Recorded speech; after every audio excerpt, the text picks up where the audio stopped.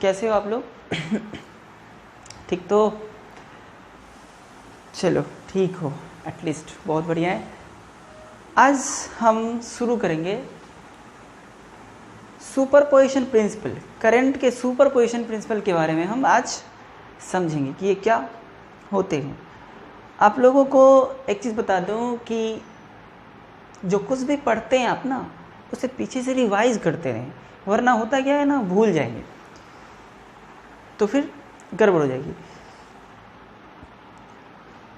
तो superposition principal आज देखते हैं ये क्या होता है।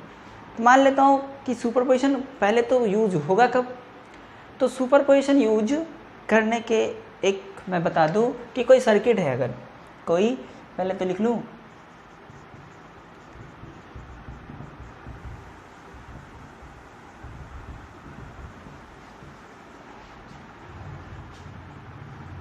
करंट के सुपरपोजिशन प्रिंसिपल के बारे में पढ़ रहे हैं, ठीक। कोई सर्किट है, अगर उस सर्किट में एक से ज़्यादा सेल या बैटरी हो, तो ऐसे कंडीशन में हम सुपरपोजिशन प्रिंसिपल का यूज करते हैं, ठीक। तो मान लो एक सेल से ज़्यादा, यहाँ पे मैं मान लिया ये रहा, फिर ये रहा, फिर ये रहा, फिर ये रहा, रेसिस्टेंस है ये, समझ गए। फिर ये रहा,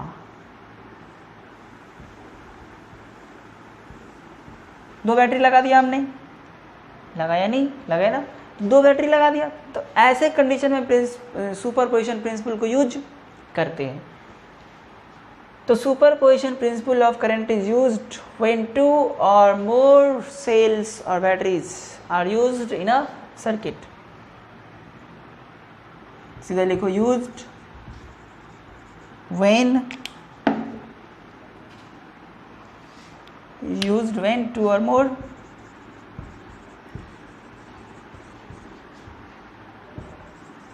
cells or battery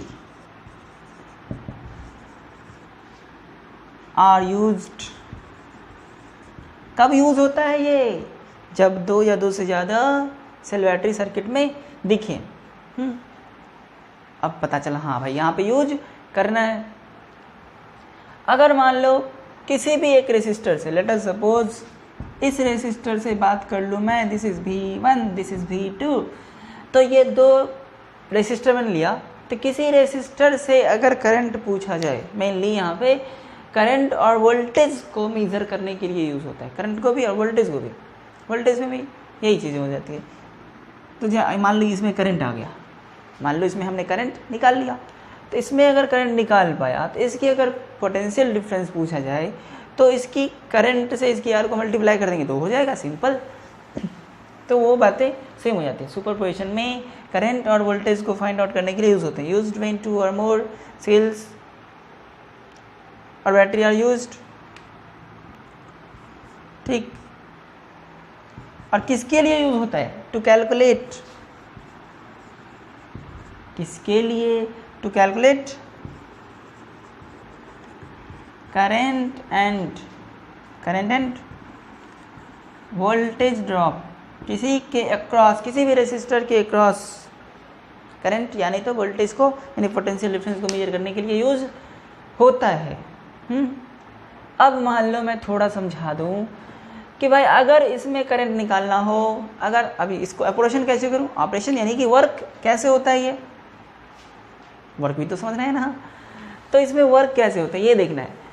तो वर्किंग इसका ये है कि जब आपके पास दो या दो से ज़्यादा सेल या बैटरी है, तो आप दो या दो से ज़्यादा को मत मानो, एक को मानो, दूसरे को हटाओ, एक को मानो, दूसरे को हटाओ, इसको मानो, इसको हटा दो तत्काल, इसको हम भूल जाएंगे, इसको भूल जाएंगे, यहाँ पे एक वायर समझ लेंगे, तो भाई बिल्कुल सिंपल सर्किट बन जाएगी। तो करंट हमें पता चल जाएगा, ये दोनों सिर्फ बचेगा, ये दोनों बचेगा, ये वायर हो जाएगा सीधा। तो इसके ऑपरेशन यानी वर्किंग की ये है कि consider only one cell at a time and find the current. एक टाइम में एक ही सेल का काम करना है, दूसरे को हटा दो, यानी दूसरे को वहाँ पे एक वायर समझ लो और फिर आप करंट निकाल लो। फिर दूसरे को ऑपरेशन करो, तो फर्स्ट को हटा दो, यानी कि इसको वायर समझ लो और निकाल लो फिर करंट। तो इस तरीके से हमारे पास आ जाएगा कि कितना क्या करंट किसमें होगा। तो मान लो जब हम इसको भूल रहे हैं, इसको हम हटा रहे हैं, ठीक है, तो जब इसको हटाएंगे तो इसके द्वारा इसमें कुछ तो करंट होगी। हमें मान लो पूछा जा रहा है इसमें करंट, तो इसमें से कुछ करंट निकलेगा, R1 R2 की इक्विवेलेंट निकालूंगा और यहाँ से फिर V के थ्रू आ जाएगा। तो ये दोनों देखा जाए पैरेलल है ना, पैरेलल है ये दोनों, इस पॉइंट के क्रॉस दोनों लगे ना, खींच लो, लगे ना, तो ये दोनों पैरेलल हो गए, ये दोनों पैरेलल हो गए। तो पैरेलल में करंट के बंटवारा हमें करने आता है, टोटल करंट तो आ ही जाएगी, टोटल करंट का बंटवारा कर लेंगे तो इसमें आ गए। फिर जब इसकी बात करेंगे तो ये हो जाएगी वायर, सिंपल, ये वायर हो जाएगी ना, हो जाएगी ये नहीं। तो एक चीज़ गौर से इस सवाल में देखने को हमें मिल रहा है, जब हम इसको वायर मान लेंगे ना, यहाँ की भी और यहाँ की भी क्या हो जाएगा, यहाँ की भी क्या हो जाएगा, यहाँ और भी यहाँ की भी सेम हो जाएगा। जब यहाँ और यहाँ की भी सेम हो जाएगा तो ये क्या हो जाएगा, शॉर्ट सर्किट, शॉर्ट सर्किट हो जाएगा ना, इसमें कोई करंट नहीं जाएगा, बिल्कुल नहीं जाएगा। जब यहाँ पे हम वायर मान लेंगे ना, इसमें कोई करंट ही नहीं जाएगा, कुछ करंट नहीं जाने वाले हैं, क्योंकि वायर से कनेक्टिंग जब होते हैं, दो पॉइंट को वायर से कनेक्ट कर दो तो दोनों पॉइंट की भी क्या हो जाते हैं, सेम। अब ये हो जाएगा सेम, तो इसमें कोई करंट जाएगी ही नहीं। तो जब जाएगी नहीं तो फिर भाई यहाँ से निकलेगी क्यों, तो ये जो करंट है कैसे जाएगी, ऐसे जाएगी, इस रास्ते से नहीं जाएगी करंट, इस रास्ते से नहीं जाएगी। तब करंट कैसे जाएगी, आपको अगर कहीं एक जगह से दूसरी जगह जाना हो, दो रास्ते मिला, एक टूटी फूटी रोड मिला, एक एकदम पक्की रोड मिला, तो ये पक्की रोड हो गई, ये टूटी फूटी रोड हो गई, क्योंकि उसमें रेसिस्टेंस ज़्यादा है। वायर की कंपैरिजन तो इसकी रेसिस्टेंस ज़्यादा होगी ना। कौन से रोड से जाओगे आप, चलो भाई इससे चलते हैं, फटाफट पहुंच जाएंगे, तो इससे चलेगा करंट, इससे नहीं आएगा। कम रेसिस्टेंस जिधर से मिलता है ना, उधर से ज़्यादा करंट फ्लो हो जाते हैं, तो इससे करंट आ जाएगा, ये गाय तो भी करंट आ जाएगा, इसमें दूसरी बार करंट नहीं जा रहे हैं, दूसरी बार करंट, यानी इसके केस में इसमें करंट नहीं जा रहे हैं। तो इस तरीके से हम सॉल्व करेंगे, आगे भी एक्सप्लेन करने वाले हैं। अभी थोड़ा मैंने बताया कि जब सुपरपोजिशन प्रिंसिपल यूज़ करते हैं तो पहले तो कैसे पहचाने कि भाई इसको ही करना है। तो दो और दो से ज़्यादा सेल दिखे, करंट यानी तो किसी के अक्रॉस भी पूछे तो इसको बुलावा करना है, आ जा भाई। फिर काम कैसे करें, तो किसी एक का काम एक टाइम में करना है, बाकी के जितने भी है, जितने भी बैटरी सेल है, उनको आप वायर बना दें, उनको आप वायर बना दें सिंपल, और करंट निकाल लें जिसके क्रॉस पूछे जा रहे हैं उसमें। फिर दूसरे बैटरी का काम करें, बाकी को भूल जाएं, फिर तीसरे का काम करें, बाकी को भूल जाएं, और जिस भी रेसिस्टर के क्रॉस पूछे जा रहे हैं ना, जिस भी रेसिस्टर के क्रॉस पूछे जा रहे हैं, तो उसमें करंट के डायरेक्शन निकाल लें। डायरेक्शन भी पता करना कि हो सकता है कि जब आप बैटरी चेंज करते हो ना, तो पहली बार करंट इधर से इधर हुए और दूसरी बार करंट इधर से इधर हुए, तो आपको ये भी चीज़ें देखनी पड़ेगी कि किस टाइम में किस डायरेक्शन में करंट जा रहे हैं, तो ये सब चीज़ें करना होगा। तो अभी हमने थोड़ा सा बताया तो सुपरपोजिशन प्रिंसिपल ये दोनों बताया कि करंट और वोल्टेज के लिए यूज़ होता है, और कब यूज़ होता है, तो when two or more sales are used. तो तीसरा, अगर बहुत सारे, मान लो इसमें करंट जाने वाले बहुत सारे करंट जा रहे हैं, ठीक, तो टोटल करंट जो होगा, नेट करंट जो होगा, नेट करंट आई नेट जो होगा, मान लो I1, बहुत सारे करंट हैं, I1 plus I2 plus I3 से कहाँ तक चलेगा, IN तक चलेगा। मान लो बहुत सारे बैटरीज है तो बहुत सारे केसेस बन सकते हैं। अगर बहुत बैटरी है तो सारे बैटरी को अलग अलग मानेंगे ना, बारी बारी से इसमें I1 आएगा, I2 आएगा, I3 आएगा, आते रहेगा जितना हो बैटरी। तो इन सब I को ऐड कर दें, सब I को ऐड कर देंगे तो हो जाएगी I नेट।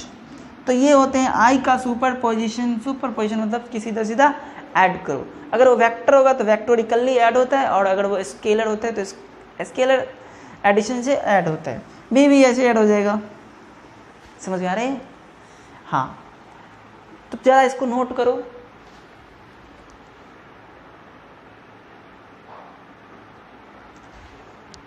तो समझ में कुछ कुछ आया कि कब यूज़ करते हैं। हमें ये पता चला कि किसी एक टाइम में एक बैटरी को ही हम सॉल्व करेंगे, बाकी को नहीं करेंगे। यानी कि कोई भी एक बैटरी इंडिपेंडेंट होते हैं दूसरे बैटरी से। कोई एक बैटरी जो सर्किट में करंट दे रहे हैं that is independent of the presence और एब्सेंस ऑफ अदर्स। दूसरे के प्रेजेंस एब्सेंस से कोई मतलब उसको नहीं है, स्वार्थी भाई। तो चलिए एग्जाम्पल लेते हैं और फिर समझते हैं। हाँ,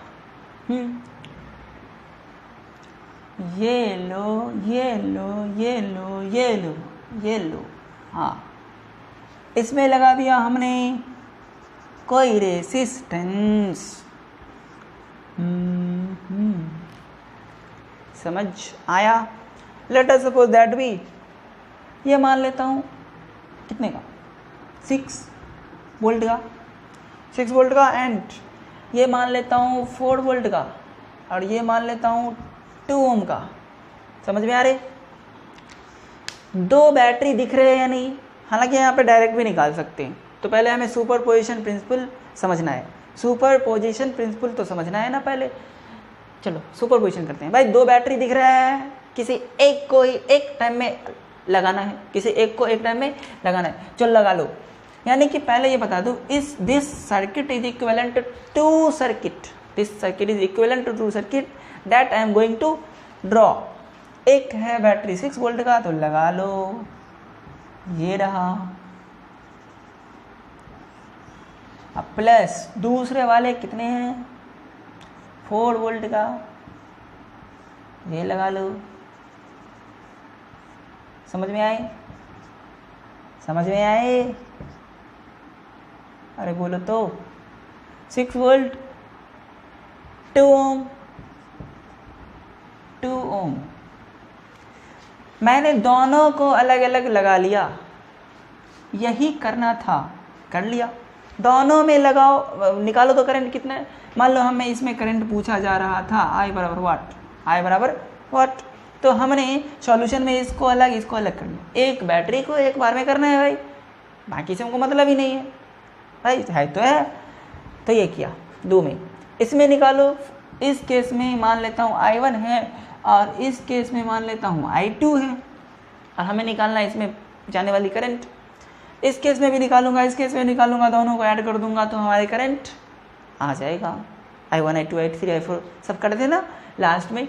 तो देखो तो इसमें कितने होगा, देखो देखो देखो कितना होगा। I बराबर V बाय R, एक ही ना, एक ही है, एक ही है। इसमें क्या हो जाएगा, I1 बराबर V बाय R 3 एम्पीयर। आगे दूसरा देखो तो इसमें मान लो I2 है, I2 कितना V by R 4 by 2, it means 2 ampere. दोनों की डायरेक्शन भी देखो, ये भी इधर प्लस था ना, ये ऐसे आएगा, ये भी प्लस था, ऐसे आएगा। बड़े वाले डंडे प्लस होते हैं, तो ये हो गए कितने, I हो गए I प्लस I हो गए I1 प्लस I2 बराबर 4 3 2 5 एम्पियर की करंट जाएगा, उससे जाएगा कि नहीं जाएगा, जाएगा 5 एम्पियर की करंट। अगर मान लो ये इधर था और ये इधर होता, ज़्यादा वाला में से कम वाला माइनस हो जाता और ज़्यादा वाले के डायरेक्शन में करंट होता। सीधी सी बात, सुपरपोजिशन प्रिंसिपल यही था जो लास्ट में मैंने लिखा था ना कि I1 plus I2 plus I3 बराबर n तक गया था। तो वो चीज़ें ये हैं, डायरेक्शन के साथ ऐड करना है। करंट डायरेक्शन पे डिपेंड करता है, मैग्नीट्यूड भी होता है बट वेक्टर नहीं होता है। क्यों? क्योंकि ये वेक्टर सम को ऐड नहीं, वेक्टर सम को फॉलो नहीं करता है, सीधा सीधा ये ऐड हो जाता है।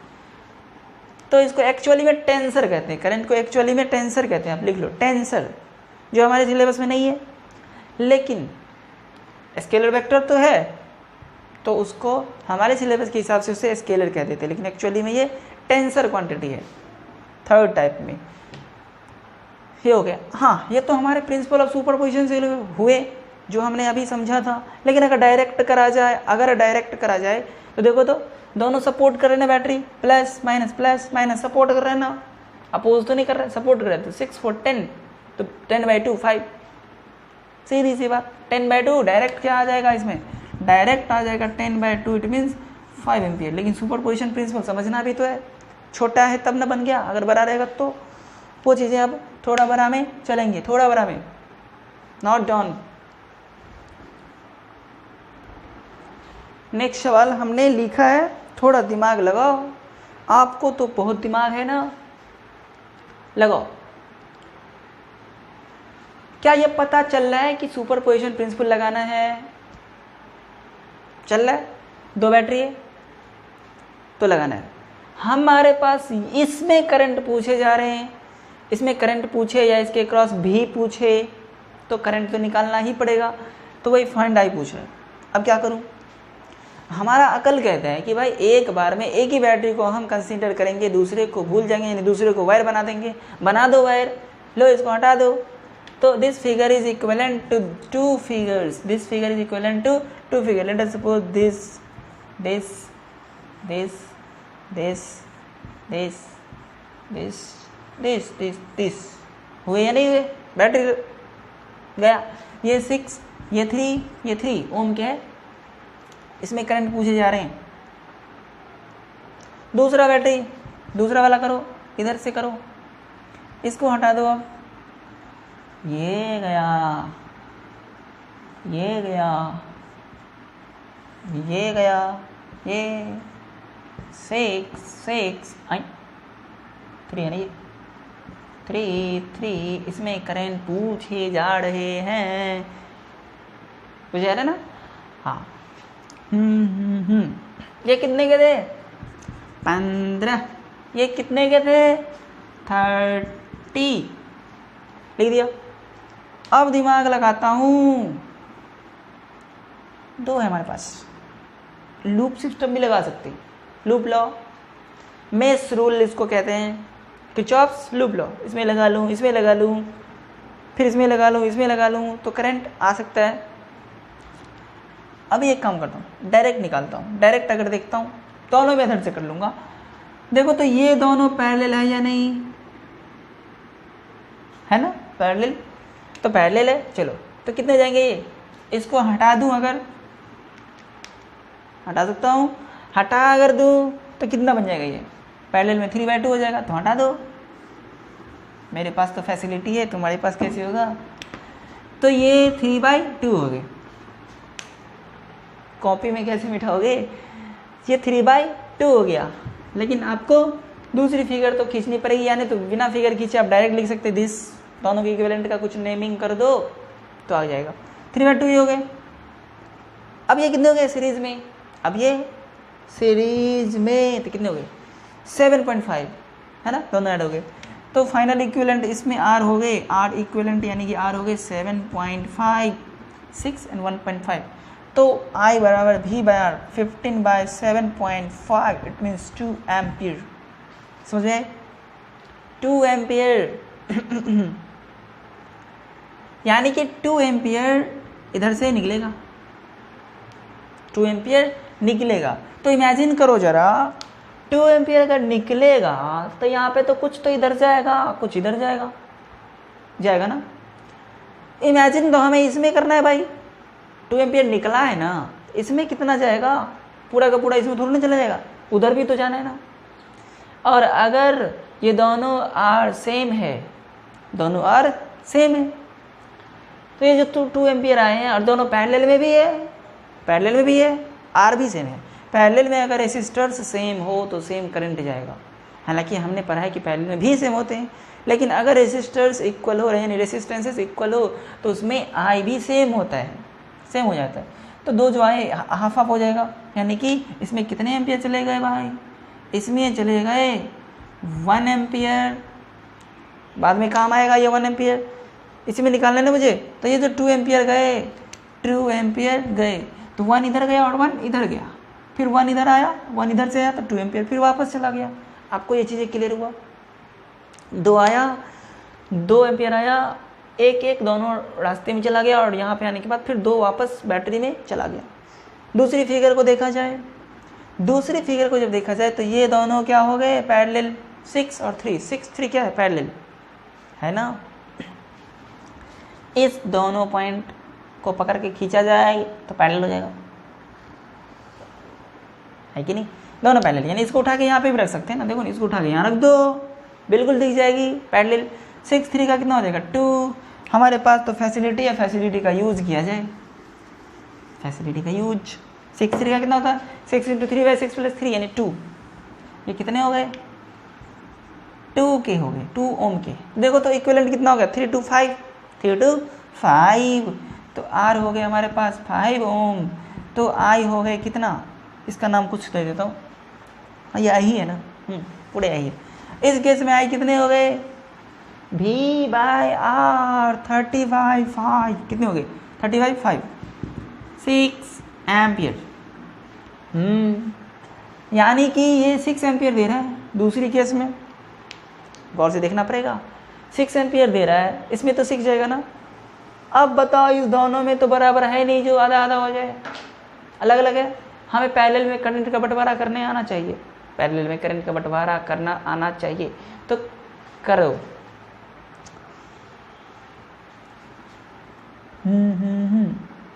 रेशियो भी सिस्टम से कर लेते हैं। पहले हमें पता है इसमें कितने जा रहे हैं ए, इस बार अगर पता चल गया ना, पहले पता है इसमें ए 1 जा रहा था, इस बार देखते हैं कितना जा रहा है, तो दोनों को ऐड कर देंगे। हमें सिर्फ इसमें पूछा जा रहा है, इसीलिए हमें उसमें करंट चाहिए दोनों केसेस में, तब ना पता चलेगा भाई। तो ये फिगर आप नोट करो, मैं इसको थोड़ा मिटाऊंगा।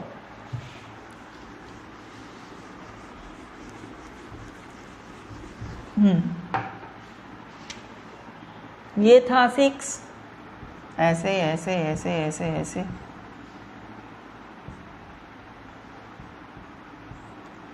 ये था ये था ये था 6 3 3, कितने करंट आ रहे थे 6 आ रहे थे, हाँ 6 एम्पियर आ रहा था।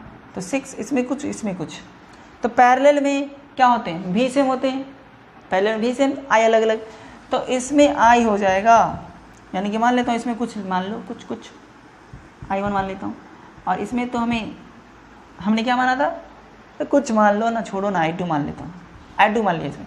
इधर से जो 6 आए वो कुछ I1 में बदले और कुछ I2 में बदले, तो मुझे I2 चाहिए। तो I2 क्या हो जाएगा I2 हो जाएगा, यानी कि I देखो तो V/R इन्वर्सली हो गया ना, V तो दोनों में बराबर है।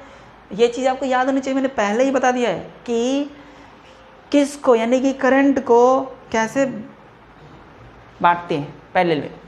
I इन्वर्सली R हो गया, यानी I इन्वर्सली हो गया R का, क्योंकि V तो कांस्टेंट है यहाँ पे, यानी बराबर है I इन्वर्सली R का। तो यहाँ पे अच्छे से ही बता दूँ मैं, I1 is to I2 बराबर कितने हैं, तो ये जाएगा I1, यानी 1/R1 is to 1/R2। उल्टा होता है ना I1 बराबर, देखो 1/R1, तो I1 is to I2 1/R1, 1/R1 कितना कितना कितना कितना 6, 1/6 इसको मानो भाई, और 1/3। इसके बाद क्या होता है, इसके बाद होता यह है कि इस 6 और 3 की एलसीएम लेके मल्टीप्लाई करते हैं, तो ये कितने हो जाएंगे 1, ये कितने हो जाएंगे 2, नहीं हाँ सही तो है, 6 से मल्टीप्लाई कर दिया दोनों को, तो ये चीज़ें होंगे। अब देखो I1 कितना हो जाएगा, अब देखो इसको मिटा दूँ, नोट कर लो, मिटा देता हूँ।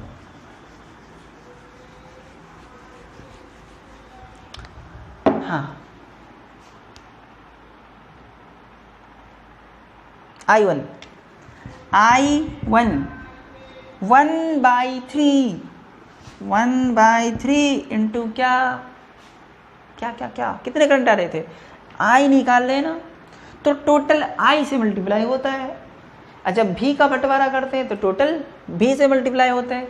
टोटल I कितने भाई 6, तो ये होगा 2 एम्पियर। दूसरी वाली में I2 कितने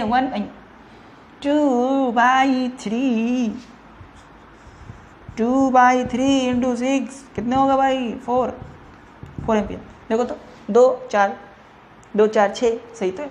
तो I2 कितने हो गए, I2 4, तो इसमें गए 4, पहले कितने जा रहे थे जहाँ पे जो मिटाया था 1 जा रहा था ना, 1 जा रहा था तो कितने हो गए 5, दोनों एक ही डायरेक्शन में। अगर उल्टा होता तो 3 होता, मान लो इधर 4, ठीक है, अभी इधर 4 हो गया। पहले वाले अगर ऊपर होता तो आंसर क्या होता, 3, नीचे होता 3। तो ये सब चीज़ें, तो यहाँ पे करंट जो आई पूछे जा रहे थे, पूछने वाले आई यानी ये वाली आई कितने हो गए इसमें 4, 1 5, 1 + 4 इट मीन्स 5 एम्पियर। समझ में आई? आप इसे बार बार देखो तो समझ में आएगा। हमने बेसिक सवाल बनाए, बेसिक जिससे कि आपको समझ में आए। कैसा लगा? नोट करो।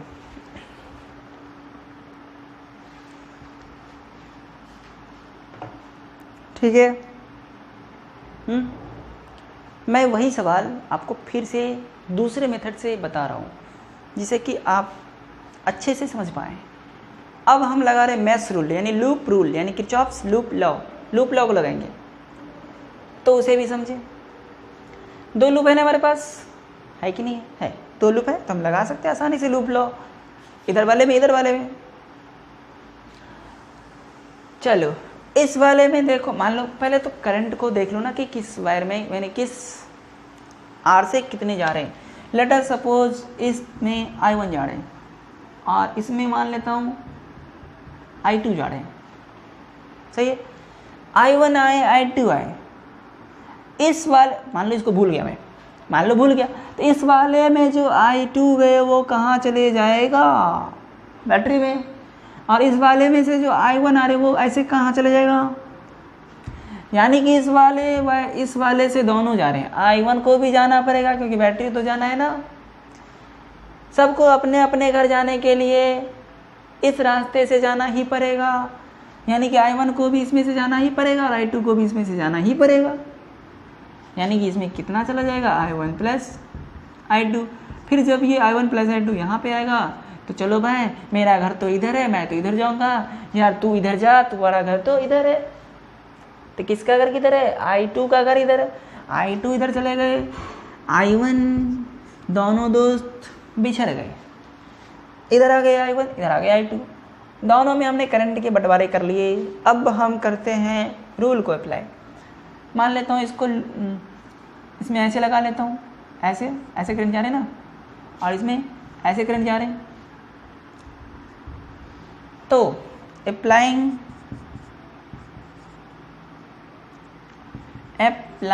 Loop law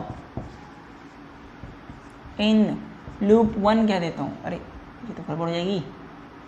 loop first loop में मैंने नेमिंग में भी नहीं कराया, सीधा फर्स्ट लूप लिखा। तो चलो करंट के डायरेक्शन में चलना शुरू करते हैं। अब इसमें चलें तो यहाँ से यहाँ चलेंगे तो पोटेंशियल बढ़ी ना, नेगेटिव से पॉजिटिव टर्मिनल पर जाते हैं तो पोटेंशियल बढ़ते हैं। तो ये हो जाएगा 15 वोल्ट, यानी 15 कर दो। I × 6 करंट के डायरेक्शन में रेसिस्टर से जब क्रॉस करते हैं तो भी घटता है, तो -6I1 यहाँ पे आ गए तो करंट के डायरेक्शन में घट जाएगा, तो -3I1 + I2। समझ आ रहे, I1 + I2 बराबर। इसके बाद बैटरी के पास पहुँच गए 0। बैटरी का काम तो हमने पहले कर रखा था। ये हो गए दूसरे लूप में लगा लेता हूँ सेकेंड लॉ। हाँ, applying loop law in second में लगा रहा हूँ। करंट के डायरेक्शन में चलूँ तो पहले कौन आया, 30 भी माइनस है प्लस में होगा ना 30। फिर करंट के डायरेक्शन में चलूँ, ज़्यादातर हम चूज करेंगे ना करंट के डायरेक्शन में, ठीक। करंट के डायरेक्शन में मैंने चला तो R से क्रॉस किया तो माइनस हो गया I2 × 3 यानी 3I2। फिर आया किस में, इस 3 वाले में आया, जाना तो है ना भाई, उसको अपने घर जाना है। तो ये हो जाएगा -3I1 + I2 -3I1 + I2 bracket में लेना है, नहीं तो गड़बड़ हो जाएगी। कहाँ पे चले गए, बैटरी के पास। ये हो गया दूसरा इक्वेशन। यहाँ पे कुछ कुछ करो, दिमाग लगाओ। 2 इक्वेशन 2 वेरिएबल, इसको और सॉल्व करना पड़ेगा। 2 इक्वेशन 2 वेरिएबल सॉल्व करो। पहला सॉल्व करो थोड़ा। From first 15 - 6i1 - 3i1 - 3i2 बराबर 0। तो 15 बराबर 6 3 9, तो उधर लेके चले जाता हूँ, प्लस में हो जाएगा 9i1 माइनस, वो भी प्लस हो जाएगा 3i2। 3 से डिवाइड करो, तो करो 3 से डिवाइड, तो कितना होता है 3 5 जा 3i1 प्लस i2, कोई एक निकाल लो, i2 निकाल लो। 5 - 3i1, ये हो गए इक्वेशन 3 मान लेता हूँ।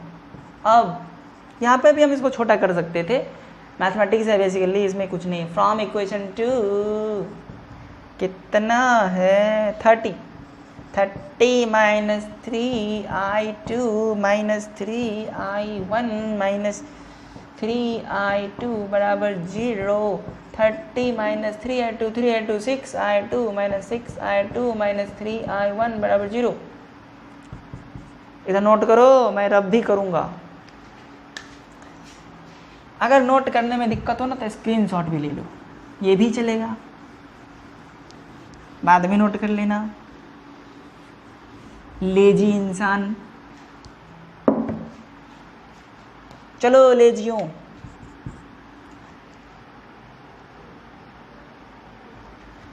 थर्टी 6i2 3i1, 3 से डिवाइड करो, 10 बराबर 2i2 प्लस i1। किसका वैल्यू मैंने निकाला था, i2 का वैल्यू रख दो ना, रख सकता हूँ ना, सिंगल वेरिएबल आ जाएगा। एक इक्वेशन से दो वेरिएबल बनता नहीं है।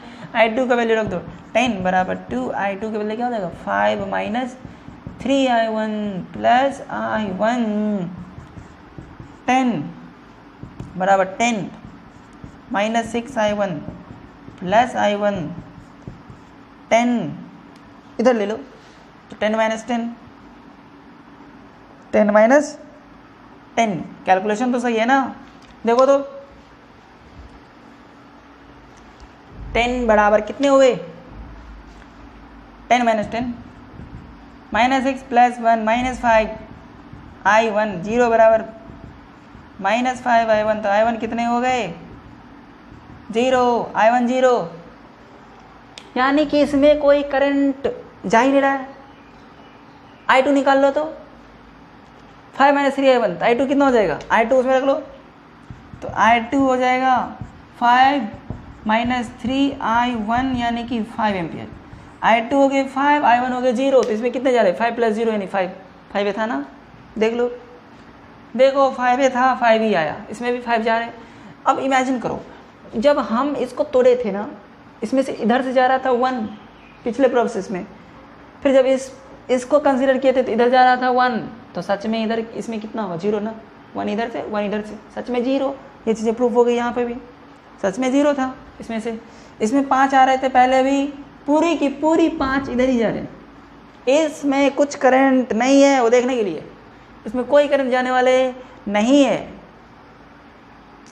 कुछ करंट उसमें नहीं जाता, क्योंकि हमें पहले भी देखा था जब इसको हम हटाए थे ना, तो इसमें से i2 हो जाता 5 एम्पियर, इसमें जा भी रहा है 5, तो भाई बचा कहाँ, दूसरे रास्ते में गए नहीं भाई, पूरी की पूरी इधर ही आ गई, पूरी की पूरी इधर आ गए, उसमें कोई करंट यानी नेट करंट नहीं है, नेट करंट उसमें नहीं है। तो इसे नोट कर लो, हमने दोनों मेथड से देखा। अब अगर कॉम्प्लिकेटेड सवाल भी पूछेंगे ना, तो आप हर एक लूप का किरचॉफ्स लॉ लगाएं, इक्वेशंस आपको मिलेगा, इक्वेशंस को सॉल्व करना है, जितनी चीज़ें निकलना होगा निकल जाएगा। आप ये याद रखना कि कितनी इक्वेशन चाहिए, जितनी वेरिएबल होगी उतनी इक्वेशन आपको ज़रूरत है, वो सब चीज़ें निकालना, ठीक है। तो आज के लिए इतना ही, नेक्स्ट टाइम फिर मिलते हैं दूसरे टॉपिक के साथ, ठीक, बाय।